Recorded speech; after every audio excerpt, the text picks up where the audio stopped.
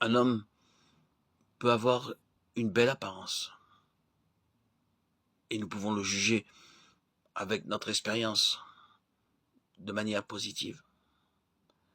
Mais cela n'est pas toujours le cas. Nos yeux nous trompent.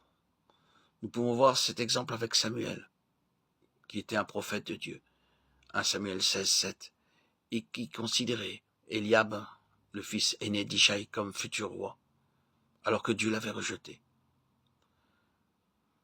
Dieu lui dit clairement, ne te laisse pas abuser par son visage. Ce n'est pas mon choix. C'est comme cela que les hommes sont souvent trompés, aussi bons que nous paraissions. Cela ne satisfera pas Dieu. Un homme peut avoir une haute opinion de nous, parce que nous parlons bien, poliment, et que nous paraissons humbles. Marthe et Marie appartenaient sans doute à une bonne famille. Lorsque le Seigneur Jésus vint dans leur maison, aussitôt Marthe commença à cuisiner de la nourriture, et Marie vint aux pieds du Seigneur Jésus.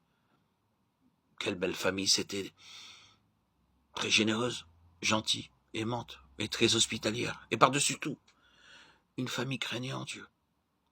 Mais le Seigneur Jésus avait vu quelque chose que personne d'autre ne pouvait voir.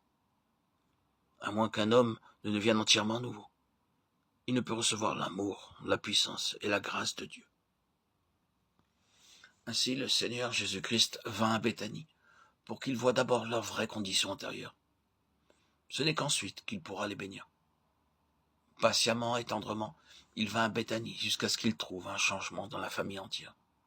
Le Seigneur Jésus-Christ, très tendrement, vient à nous aussi, encore et encore, jusqu'à ce que toute chose soit nouvelle, car toute chose doit venir de lui.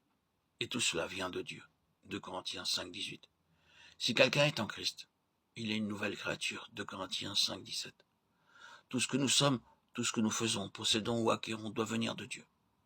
Alors seulement il est satisfait, et à cette façon, il vient à nous, et envoie les siens à nous, et ses serviteurs encore et encore, jusqu'à ce que nous entrions dans la pleine possession de la nouvelle vie.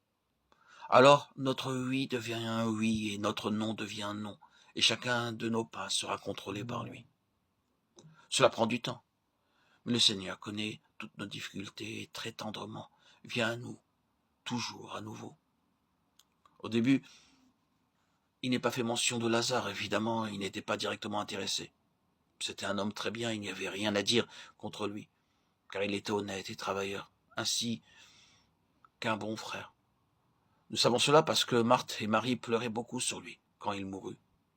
S'il avait été un mauvais homme, personne n'aurait pleuré sur lui. Il y a des gens très bien qui sont très gentils, très affectueux. Ils aiment parler aux serviteurs de Dieu et les recevoir dans leur maison. Mais si ceux-ci leur apportent la parole de Dieu, ils doivent aller dormir. Ils ne sont pas intéressés. Quelqu'un peut leur parler de chiens, d'ânes ou de singes, ils seront intéressés, mais ils n'ont aucun intérêt pour la parole de Dieu. Lazare a bien pu être ainsi au début.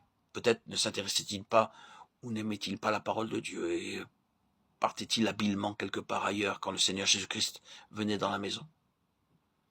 Si le Seigneur Jésus entrait par la porte de devant, peut-être qu'il sortait par celle de derrière. Il y a beaucoup d'hommes de ce genre. Vous ne pouvez trouver aucune faute en eux, car ce sont des gens bien, bons et travailleurs. Mais de toute manière, ils n'ont aucune faim ou soif des choses de Dieu. Ils trouvent toujours des échappatoires, des moyens de s'éloigner.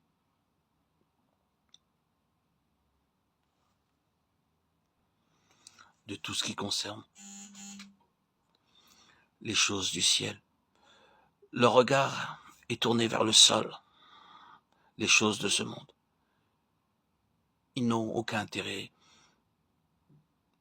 à lever les yeux. Quelle perte, quel gâchis. Ils échangent la terre avec la parole, le ciel.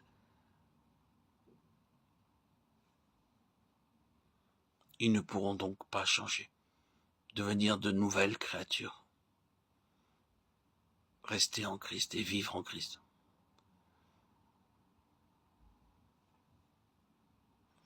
Leur attitude orgueilleuse,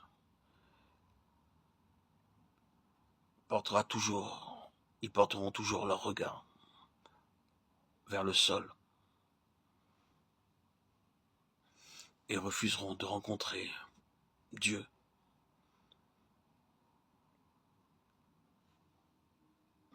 Leur cœur ne pourra être que tiède, froid. Il ne pourra pas brûler pour l'amour de Dieu. Ils ne pourront plus pas connaître cette joie de vivre de la présence de Dieu et de son amour.